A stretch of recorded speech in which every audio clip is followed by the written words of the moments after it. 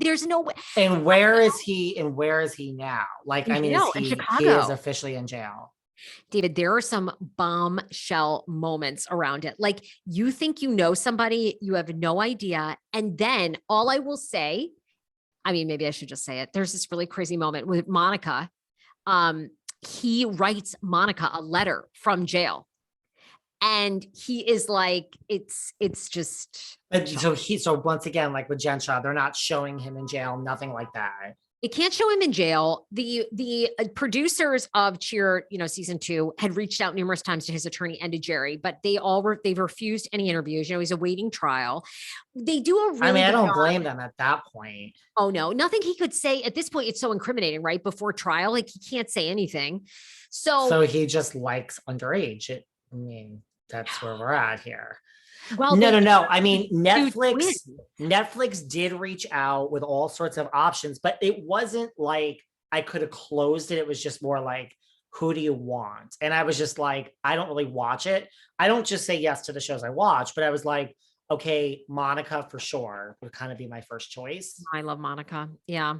And then I also had the option of the person that created it, but it just like a lot of people are pitched to me and it never happens, but I would have taken them. I tried to watch the first season of Cheer. I watched like one, but Monica also has a book now. So I was like, she can promote her book.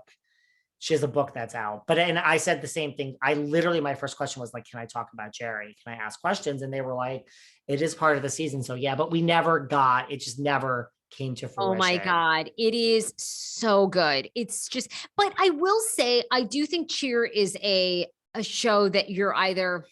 I couldn't get into it. Yeah, I tried the first season.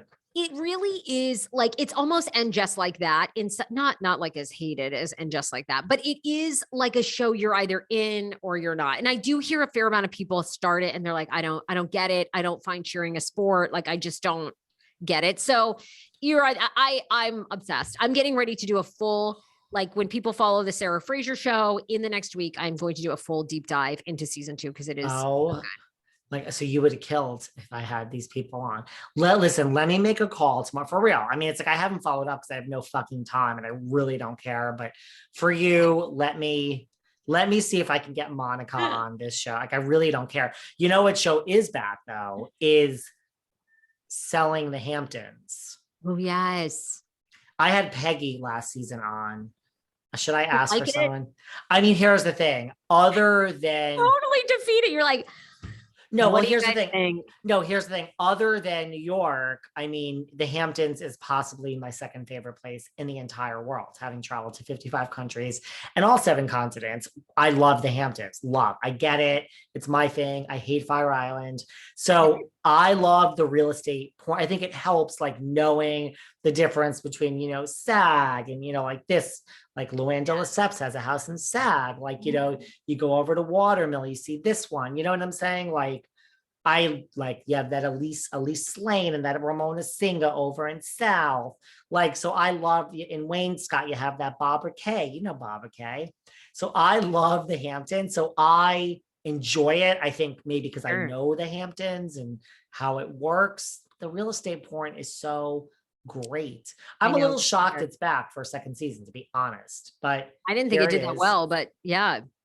You know what the thing about Netflix is, talk about short attention span. Every new show kind of premieres at number 1 or high up. And then you have like 2 weeks to get the people. Like Selling Tampa, I got Colony, love my Colony, and Anne Sophie. Hi girls, love to have you on Behind the Velvet Rope. It was number 1. And now, listen, I think Selling Tampa is going to be back. I don't think they're going to cancel that. But now it's like, we're over it, right? We've moved on. Emily in Paris, the best fucking show ever. Darren Star was number 1 for like a week. Now we're over it. So I think the Hamptons will do well, but when it really drops, we're going to be over it very soon. But check out the real estate porn, Sarah. It's okay, good. I will. I'm on it. Now I have new shows to watch. Done. Anything else you're loving? Bling Empire's coming back a second season. It's going to be great. Dorothy Wang, it's not announced, but I mean, she's basically filmed it from, Rich Kids of Beverly Hills. Yes. Well, Miss Dorothy Wang is going to, why she wasn't there the first season is beyond me. She will be on the second season of Bling Empire. Okay. How great is that? Dorothy Wang is everything. I'm very excited. Okay. I'm loving it. David, I have so many episodes I need to catch up on of yours. Sam Champion, who I love. Good one.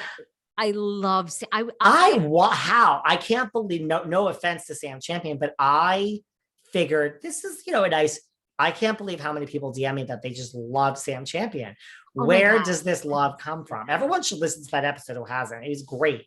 Him and his husband. He was our morning weather guy. He was like that breakout morning weather star. And he was a morning weather star when people still gave a damn about morning, like television. I don't think I can't name anyone under 45 now that watches Good Morning America or Today Show. I don't know anyone that cares anymore, but 10 years ago, you remember, like, I think people, millennials in our 20s, in our 30s, like, I think people watched, the Today Show broke.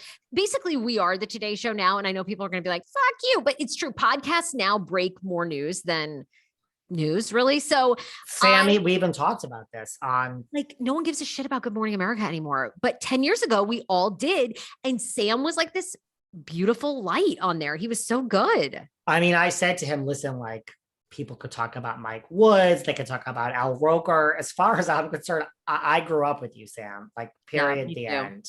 That's how I feel too. It's one of these things where he was pitched to me by a really good friend. And I'm like, okay, like his husband, and like, they're cool. So I'm like, lovely, lovely episode. Really. They were so appreciative, and like, just like, they were, so I'm glad to. Is there any other episode you're excited to listen to besides that? That one really stuck with me because I'm like in love with Sam Champion. And I actually ran into him on the streets in New York. And I was like, he was like walking on a crosswalk, and I was walking by, and I was like, ah! And like, you could tell I think he actually wanted me to say hi, but He's like open to so that. Starstruck. I just was like, and then he kind of walked by, and he said, now, like you said, he's like, nobody cares. He's like, I'm not a TikTok star. And so it's like, it doesn't matter. Like, if I was on TikTok, locked eyes, and I was like in love with him. But anyway, no, I love all of your shows. Like some things that are trending on the Sarah Fraser show. I moved to LA, so people are following that. And the latest episode, I talk about my COVID struggles and my COVID remedies, if you want to hear about the symptoms and what I'm doing. And then also, I know you and I have talked about her because she's a well-known podcaster in New York City, but Taylor Strucker, who used to be a very famous Sirius XM radio personality. She was just on my podcast show. So she was actually talking about what you would appreciate. What do you do when you talk shit about celebrities and they listen to your podcast, and then you see them in real life? And it is, I just got into a fight with a reality star guy who told me he wouldn't come on my show because I Love a Mama's Boy on TLC. Matt Ryan is his name. He was part of a couple, Matt and Kim. He said, I'm not coming on. I don't even remember. Told him to fuck off. I DM'd him. I said, I was on a live. He was on a live, and he was like, oh, it's that girl that talks shit about me and wanted me to come on her show. And I DM'd him and I said, Matt, honest to God, I don't remember what I said. I'm sorry. Like, I get really, just too probably excited about these shows. And he has never responded. And he told me he wouldn't do my show. So I guess I am all for this. So that's why I try. I only do it on Patreon. And listen, I've said before, if you piss me off in real life, like Jill Zarin, like, we've had it out. Like, she came for me. So I told her to go fuck herself and suck my dick. And I will stand behind it. If I saw Jill Zarin, which eventually I will, between New York and I'm not afraid of fucking Jill Zarin, nor am I afraid of any fucking celebrity. I will tell Jill Zarin to suck my fucking dick to her face. If you don't come for me and you don't act like you're up here because you're on TV and I'm down here, I have no problem with you. Having said that, here's some tea for you. Look, it may have nothing to do with that, but like Miss Osefo, who I guess feels herself now, she was on the first season. She's like, oh, I'm not going to change. I'm not going to change. Well, you changed more than like 99% of the housewives in the history of Housewives between your first season and your second season. And I'm not just talking about your new fucking tits and your ass. I'm talking about like all of a sudden, right? Like the professor's attitude, everything gone. Yeah. You just want to be a fame whore and sell a goddamn candle with one wick. So that's okay. I have nothing against that, but like, I have a good relationship with her publicist. It was like everything. She was all set to come on my show, season 2. It was happening, and out of nowhere, they were like, Eddie I guess Eddie handles her PR, like not her actual, like she has a publicist, but I guess he's her administrative assistant.